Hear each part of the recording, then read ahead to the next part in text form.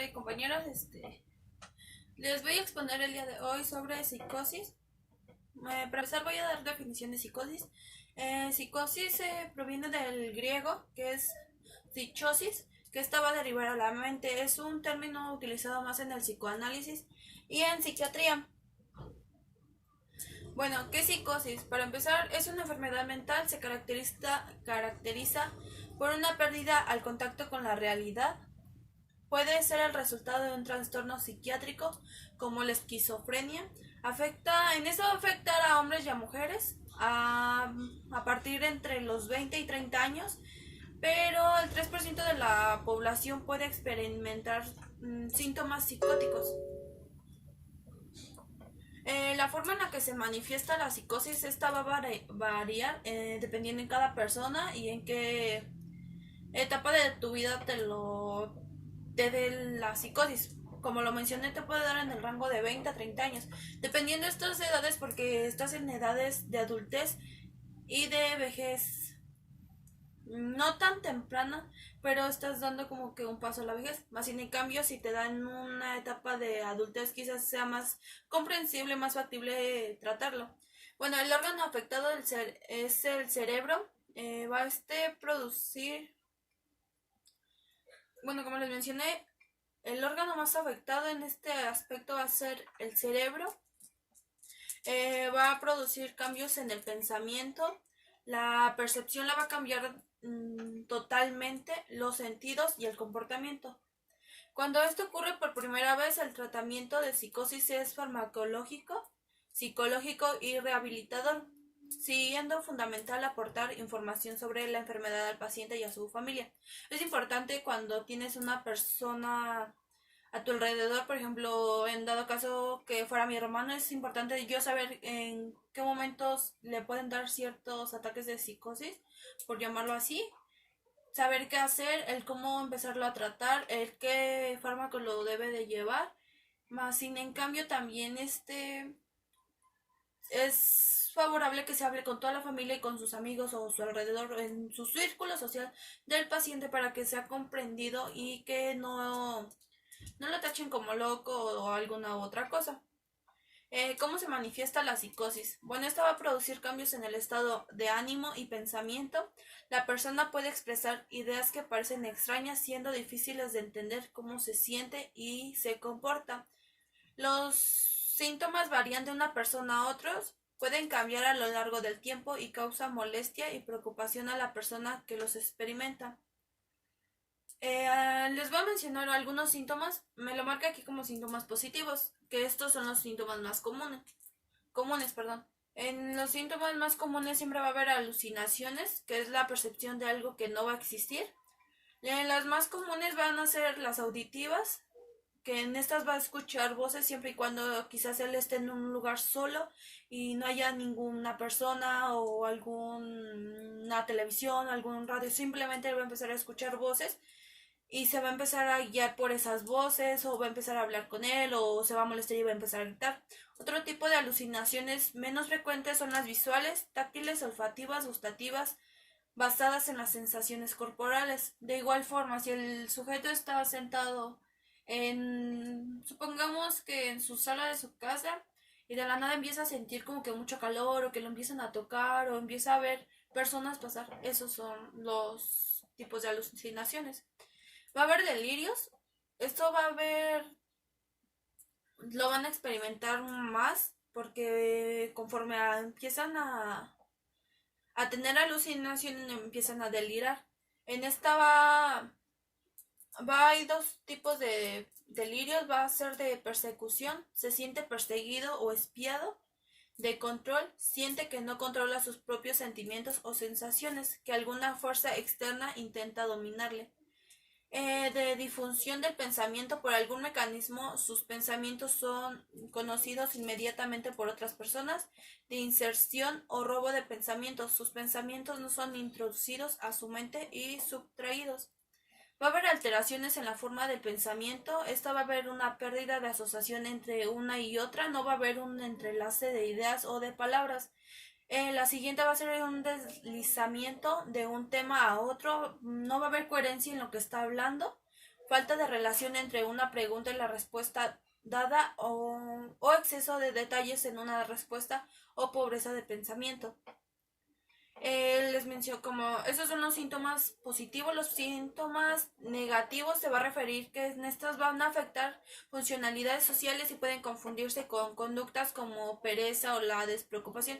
Muchas veces se empiezan a dar los síntomas negativos al comienzo de la psicosis, perdón. Más sin en cambio mucha gente lo empieza a notar como lo mencionaba aquí, como pereza, como que no quiere hacer las cosas, entre otras cosas. Algunos puntos de estas son cambios en el comportamiento habitual. Por ejemplo, si el chico o chica o señor, señora, etc. Es muy factible a que salga los fines de semana, se empieza a aislar y deja su rutina. Va a haber una falta de energía y motivación. No va a haber higiene suficiente. El sujeto puede que se bañe diario o siempre y cuando puede tener una falta de higiene y la puede posponer hasta un mes, 2 meses, etc. Va a haber una dificultad para expresar emociones, disminución de movimientos o de gestos expresivos, contando pobre la mirada. No se va a dirigir a las personas, no va a ver a las personas directamente, más sin en cambio si las situaciones supongamos un ejemplo, el sujeto está en un funeral, el sujeto de la nada puede empezar a reír, no va a sentir la empatía con nosotros, puede ser la dificultad de las emociones.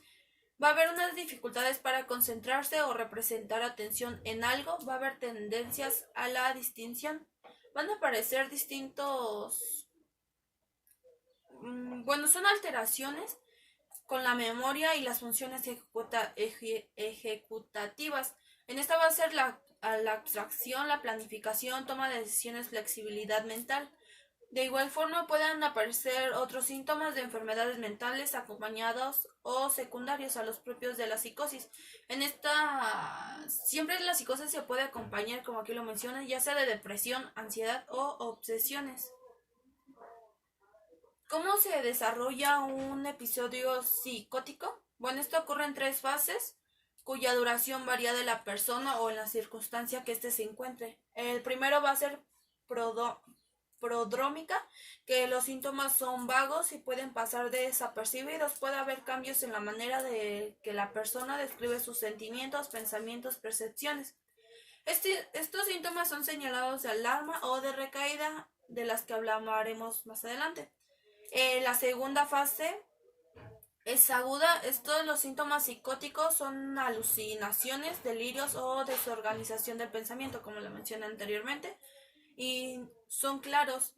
Y el tercero es de recuperación o de remisión, en esto van a empezar ya a empezar a desaparecer poco a poco gradualmente los síntomas, solamente en ese episodio, que se puede dar en pocos días o meses, dependiendo de la persona. Dependen también muchas veces los factores como el tiempo en que lleva la enfermedad, la aceptación de tomar medicamento, el ambiente que lo rodea, entre otras. Muchas de estas personas no vuelven a experimentar otro episodio psicótico a lo largo de su vida, siempre y cuando lleven sus consultas, como les mencioné al principio, ya sea de fármacos, deben de llevar una cierta terapia en un psicólogo. Bueno, ¿cuáles son las causas y los factores principales de la psicosis? En este no se ha identificado ningún factor concreto de la causa de una psicosis. Se considera que la psicosis tiene un origen multifactorial. Los factores que pueden determinar la vulnerabilidad de la persona son... En esta hay distintos tipos de factores por las que se pueden derivar la psicosis. Entre ellos son los factores genéricos, que en estos son más casos de enfermedades familiares.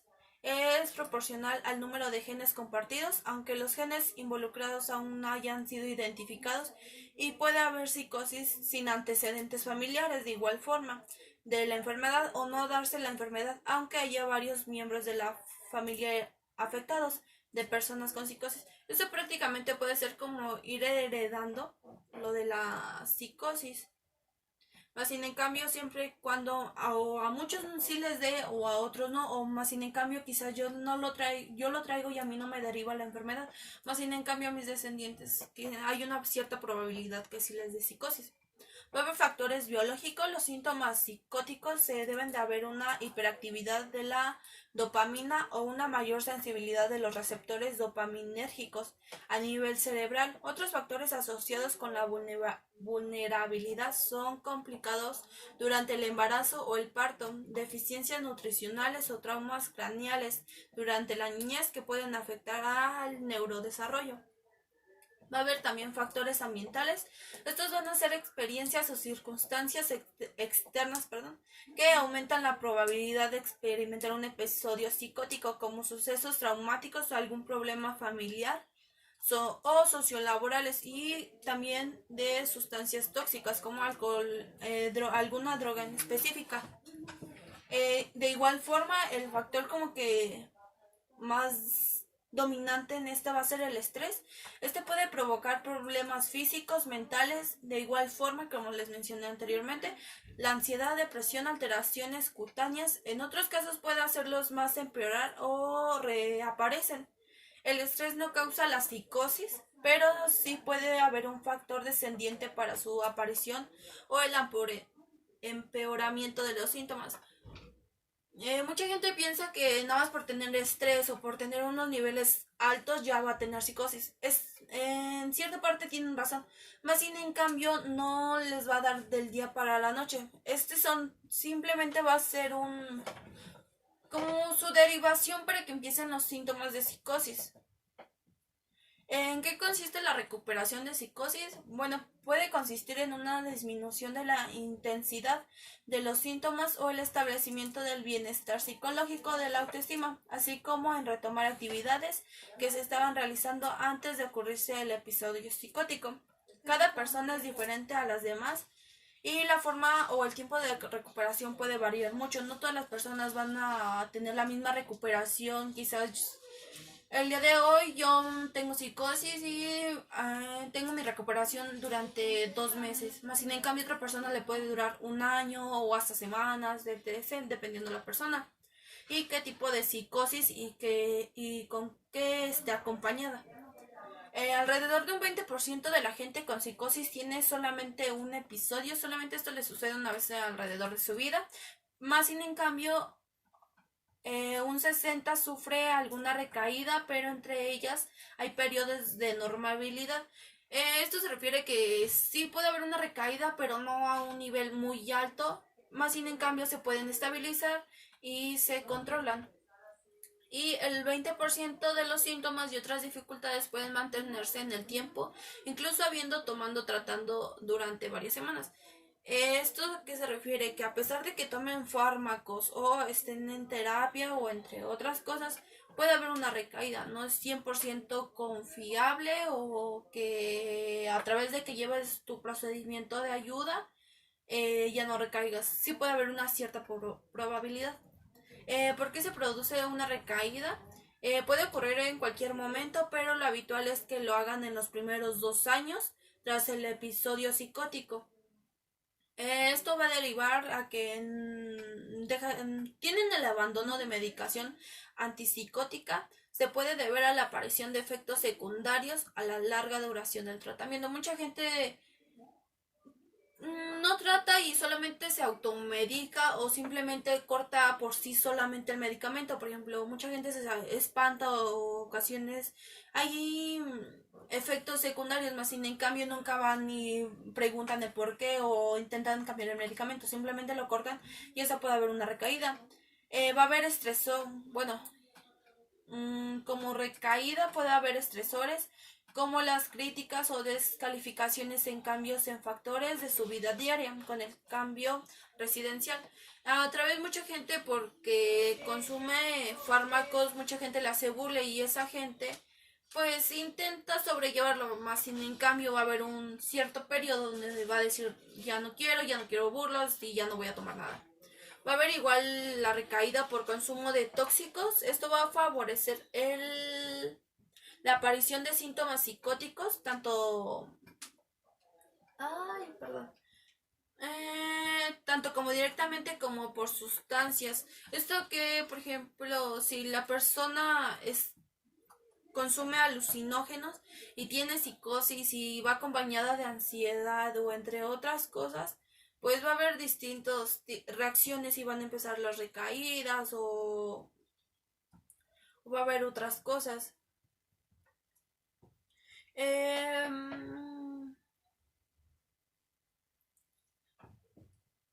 Bueno, eso va a afectar directamente porque lo estás consumiendo y por lo tanto va a haber una interacción con los efectos de medicamento. De igual forma, si estás combinando tus medicamentos con sustancias tóxicas, va a haber suficientes alteraciones cognitivas, pensamientos, infinidad, van a empezar a haber varias alucinaciones y también va a ver si hay una sobreprotección, el paciente va a ganar, no va a ganar su autonomía y solamente va a estar atrás de una persona y atrás de los fármacos y simplemente va recuperando las habilidades afectadas en el aspecto de que si fuera independiente no hubiera una recaída porque no va a estar sujeto a que una persona le tiene que ayudar. El otro tema, la psicosis también es parte de muchos trastornos psiquiátricos como el trastorno bipolar, depresivo o maniático, trastorno delirante, depresivo, depresión con rasgos psicóticos, trastorno de personalidad, esquizotípico, esquizoide, paranoide y algunas veces limítrofe. Esos los mencionó Daniel el día de su exposición. Y trastorno esquizoafectivo y esquizofrenia. No sé si se preguntaron de por qué a todas las personas les va a tener una duración distinta. A esto se deriva porque la psicosis puede ir acompañada ya sea de un trastorno como los que les mencioné o puede derivar con ansiedad, depresión, entre otras cosas. Por eso también no es que todas las personas les dure el mismo tiempo, el mismo lapso o tenga una misma función. Y para un diagnóstico o pruebas y exámenes que se pueden hacer son la evaluación y los exámenes psiquiátricos se utilizan para diagnosticar las causas de la psicosis, qué tipo de psicosis tienes y con qué la acompaña. Exámenes de sangre para niveles de hormonas y electrolitos anormales, ya que lo que la psicosis lo principalmente que afecta es el área del cerebro. Exámenes de sangre para sífilis y otras infecciones. ¿Esto para qué? Para que vayan acompañando con los fármacos. Y por ejemplo, ahí menciona que sífilis, como no se recuerda en el libro del que nos dio Pame, había ay, no me recuerdo cómo se llama, pero es la enfermedad neuronal de sífilis. Y también por eso igual se hacen exámenes toxicológicos y resonancia magnética del cerebro. Esto se va a hacer más que nada para ver qué tanto ya lleva causado el daño, la psicosis o qué tanto está afectando o qué lóbulos ya no están funcionando, entre otros. Ya más adelante esta Yuri les va a explicar lo demás. Por mi parte es todo.